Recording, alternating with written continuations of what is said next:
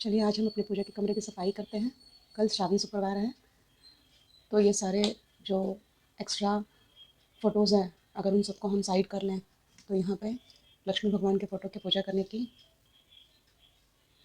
इस तरह से अगर आप एक प्लेट का उपयोग करोगे तो सफाई आसानी से हो सकती है। मैंने इस तरह से एक डस्टबिन पूजा के कमरे में रख रखा है। जो भी हमारे पूजा के फूल प्रतिदिन के होते हैं, इसे हम हर दिन विसर्जन पर नहीं डालते हैं। या तो बुधवार या शनिवार को इन फूलों को निकाला जाता है, इसलिए सारे फूल आप इकट्ठा करके रख लीजिए। हाँ, और सोमवार को भी निकाल सकते हैं। तो हफ्ते में 3 दिन आप इसे किसी सुरक्षित जगह पे डाल दीजिए, क्योंकि यह हमारे पूजा के लिए उपयोग किए हुए फूल हैं, तो ये किसी के पैर वगैरह नहीं लगने चाहिए। तो इसलिए इन फूलों को आप किसी पेड़ के पास या अगर आपके घर के आसपास कोई सूखा कुआं हो तो ऐसे जगह पे आप इन्हें छोड़ सकते हो, क्योंकि हम प्रतिदिन नदी को या फिर कूप में तो जाते नहीं हैं। तो ऐसे किसी सुरक्षित जगह पे, या अगर हो सके तो आप एक छोटा सा घर के पास पिट बना लीजिए, जो कि बाद में आपको मैन्योर की तरह काम भी करेगा। छोटा सा आपने एक खड्डा खोद लिया, फिर उसमें आपने प्रतिदिन के फूल निकाल के डाल दिए और बाद में उसे कवर कर दीजिए मिट्टी से। कुछ दिनों के बाद उसे निकाल कर आप पुनः पौधों में उपयोग कर सकते हो, जो कि एक उपयोगी खाद की तरह भी काम करेगा। तो ये श्रीयंत्र है। श्रीयंत्र को हमेशा कुमकुम से ढक कर रखा जाता है। यह स्फटिक का श्रीयंत्र है, इससे हम कुमकुम पूजा करते हैं। तो ये आप अष्टोत्र, लक्ष्मी अष्टोत्र पढ़कर कुमकुम पूजा कर सकते हैं। देखिए अब मैंने सारे फूल निकाल लिए। पूजा के पाठ में शंख का होना भी काफ़ी अनिवार्य है। शंख का स्थापना करते समय ध्यान रखिए कि शंख को उल्टा करके नहीं रखा जाता है। फिर अपने पाठ में मैं कुछ सुपारियों का भी उपयोग करती हूँ, जिन्हें मैं गणपति पूजन के लिए उपयोग में लेती हूँ। और ये हमारे पास संपूर्ण यंत्र की एक तस्वीर है, जिसमें सारे यंत्रों के अच्छी तरह से मंत्र और यंत्र बने हुए हैं। तो इनका भी धूप और दीप मैं प्रतिदिन कर लेती हूँ। इसे गौरी देवता कहते हैं। तो हम साउथ में इसे कंपलसरी अपने पूजा के कमरे में रखते हैं। और ये मेरा एक वास्तु यंत्र है। अगर हमारे घर में कोई वास्तु दोष हो तो इससे वह निकल जाते हैं। तो इस तरह से मैंने अपने पूजा के कमरों में कुछ तस्वीरें रख रखी है।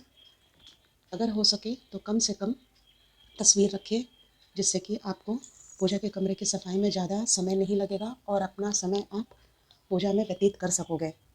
तो ये मैंने सारे फूल निकाल लिए हैं। इसके बाद जो मेरे पास विग्रह हैं, उन सभी का मैं स्नान करवा लेती हूँ।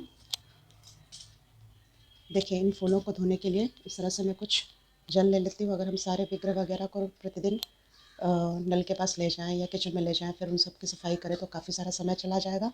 तो मैंने कुछ जल इसमें ले लिया है और इस तरह से बारी बारी से मैं एक एक विग्रह का स्नान करवा लेती हूँ। इसमें तिलक के लिए मैंने कुछ चंदन बना लिया है। तो चलिए आप स्नान विधि शुरू करें। जब भी आप किसी देवता का स्नान करवाते हो, क्योंकि हमारे पास प्रतिदिन सारे नदियों के जल नहीं होते हैं, तो आप एक मंत्र का उच्चारण करके इस जल को शुद्ध भाव के साथ गंगा जल में पवित्रित कर सकते हो। चलिए उस मंत्र को पढ़ते हैं। ओम गंगे च यमुने च गोदावरी कृष्णा कावेरी नर्मदा सरस्वती जल सन्निधम कुरु। मतलब इस भाव से हमने सारे नदियों के जल को इसमें भर लिया है। अब हम विग्रह का स्नान करवा लेते हैं। तो इस तरह से मैं साधारणतः सारे विग्रह को जल में अच्छी तरह से साफ़ कर लेती हूँ और पुनः इसका उपयोग कर लेती हूँ। साबुन वगैरह का उपयोग ना करें, क्योंकि इन विग्रहों को हम प्रतिदिन पूजा में लेते हैं। अगर आपके पास ज़्यादा समय हो तो आप नींबू के द्वारा इसकी सफाई कर सकते हो। यह मैं किसी एक दिन हफ्ते में कर लेती हूँ। प्रतिदिन यह सारा सफाई कर पाना नहीं हो सकता है, काफ़ी सारा समय इसमें चला जाता है। तो इसलिए अब साधारण जल, जैसे कि हमने पवित्र नदियों के जल में परिवर्तित कर दिया है, उसके द्वारा आप सारे विग्रहों को अच्छी तरह से स्नान करवा लीजिए। इसके बाद इसका चंदन तिलक करके अपने पूजा के कमरे की तैयारी कर लीजिए। तो इस तरह से आप काफ़ी कम समय में अपने पूजा के कमरे की सफाई कर सकते हो, जिससे कि ज़्यादा से ज़्यादा समय आप पूजा में व्यतीत कर सकें। इसके बाद एक एक करके सारी मूर्तियों का आप तिलक कर लीजिए चंदन और कुमकुम से, तो जिससे कि आपका पूजा का कमरा तैयार हो जाएगा। पूजा के पहले पूजा के कमरे की सफाई करनी काफ़ी अनिवार्य है। गंदे स्थल पर भगवान का निवास नहीं होता है, इसलिए आप पूजा के कमरे की सफाई कर लीजिए। अगर संभव हो तो हर दिन पोछा भी कीजिए।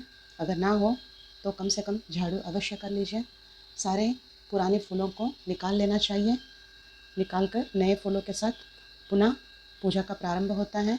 तो इस तरह से एक एक करके आप सारे विग्रह को तिलक करके स्थापित कर दीजिए पुनः उनके स्थान पर। तो ये जो मैंने आपको कह रखा है कि ये प्लेट का मैं उपयोग पंचदेवता के पूजन के लिए करती हूँ। तो यहाँ पे मैंने शिवलिंग, शालिग्राम और नंदी इन सभी का स्थापना किया है। शिवलिंग के अभिषेक के लिए एक कटोरी का उपयोग करती हूँ, जिससे कि अभिषेक का जल उसमें आसानी से भर जाता है। तो इस तरह से हमने अच्छी तरह से सारे देवताओं का अलंकार कर लिया है। इसके बाद अब उनके पूजा को आरंभ करना है। चलिए अब हम बाकी काम पूर्ण करते हैं। पूजा के कमरे में 2 शंख का उपयोग कीजिए। एक जो आप प्रतिदिन पूजा के दौरान वादन के लिए उपयोग करते हो, और दूसरा पूजा के स्थल पर रखा जाता है। हमेशा शंख को इस तरह से उल्टा रखना चाहिए, इस बात का खास ध्यान दीजिए। देखिए मैंने सारे विग्रहों को स्नान करवा के उनका तिलक कर लिया है। इसके बाद इन सभी को एक कटोरे में स्थापित करके उनका मैं अभिषेक आरंभ करूँगी। इस तरह से आप कुछ ही समय में आसानी से अपने पूजा के कमरे की सफाई कर सकते हो और पुनः पूजा आरंभ कर सकते हो। अपनी विधि से अपने पूजन का आनंद लीजिए। ओम शिवाय नमः।